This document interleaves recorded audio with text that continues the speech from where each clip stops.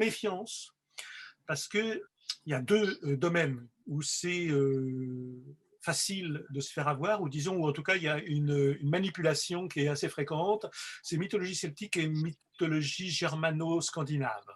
Ouais, les Ça Vikings, oui. existe aussi pour d'autres mythologies, parce que ça existe par exemple pour la mythologie égyptienne. Mais ça, c'est dans les courants, par exemple le courant des gens style Kémy Séba et tout un tas de gens comme ça qui sont très intéressés par la mythologie, mais qui utilisent la mythologie à des fins politiques. Et donc ça, méfiance, c'est pour le monde scandinave et pour le monde celtique, c'est hyper présent. Avec l'idée, effectivement, que l'idée est simple au fond, hein, c'est de dire, et c'est très facile de plonger là-dedans, il y a des traditions, ça c'est indéniable, il y a les traditions orales, hein, bon, voilà.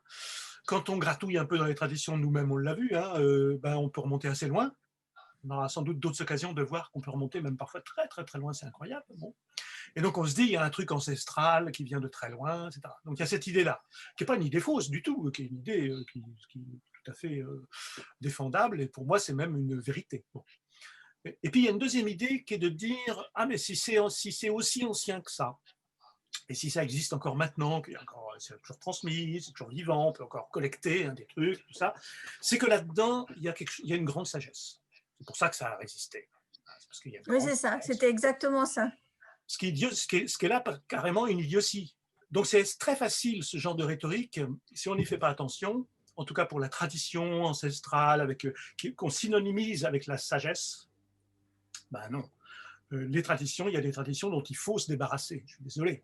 La peine de mort, c'était une tradition. Hein, voilà. Les tortures, c'est une tradition. Voilà. Donc moi, je ne défends pas les traditions. Jamais.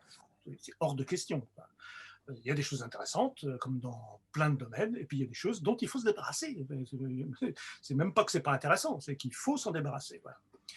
Toutes les traditions ne sont pas respectables. Non, il y a des traditions non respectables. C'est comme les opinions. Hein. Toutes les opinions ne sont pas respectables. Je suis désolé. Et si on n'a pas ça en tête, on est tout à fait prêt, un jour ou l'autre, à se faire embarquer dans des trucs où on peut regretter d'y avoir été. Voilà. Donc, méfiance, hein, en particulier sur Internet, parce qu'évidemment, on sait bien maintenant que sur Internet, il y a tout et son contraire. Hein. Si on cherche dans les sites, il y a énormément de sites qui traitent de mythologie, de tradition, etc. Sur Internet. Beaucoup de ces sites sont tenus par des gens qui ont des visées identitaires. Et évidemment, l'identité, dont ce serait une autre question dont il fallait parler, il n'avait pas prévu d'en parler, mais c'est une question qui est absolument redoutable. Disons, pour faire bref, à mon sens, il y a différentes façons de considérer le terme. C'est un de ces termes piégés, parce que tout le monde le comprend, mais tout le monde n'entend pas la même chose hein, quand on dit identité. Et donc là, si on ne se met pas au clair quand on parle d'identité, de quoi parle-t-on, on risque c'est pareil, de se faire avoir par un discours.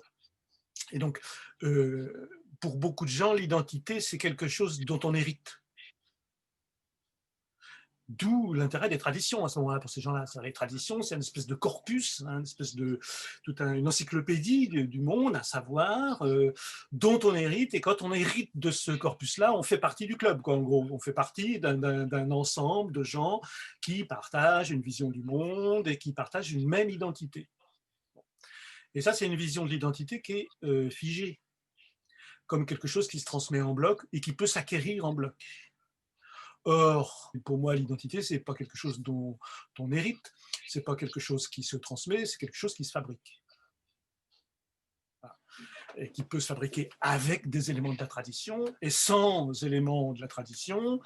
Et c'est un bricolage permanent tout au long de la vie. Et en plus, l'identité, elle est plurielle. Donc, énormément de propos comme ça circulent qui touchent à la construction de l'identité et qui sont des constructions, disons, différentialistes, qui sont du type identitaire au sens où je fabrique mon identité par opposition aux autres. Quoi.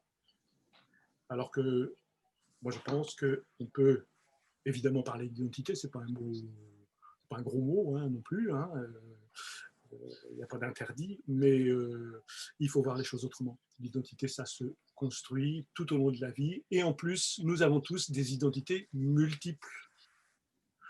On n'a pas la même identité, on ne se présente pas de la même manière, on n'est pas exactement le même ou la même, quand on est avec son copain ou avec sa copine, avec son patron, avec un collègue, avec quelqu'un qu'on ne connaissait pas 5 minutes avant, et à chaque fois, on a des identités différentes. Donc l'identité unique, monolithique, héritée du Moyen-Âge ou de la très haute antiquité mythologique, c'est du pipeau complet. C'est un mythe contemporain. C'est un mythe au sens une histoire complètement inventée qui justifie le réel et qui justifie le réel actuel, voilà, et qui en fait sa seule raison d'être. Donc méfiance, parce que vraiment, dans les revues de mythologie, dans les bouquins de mythologie, dans les émissions,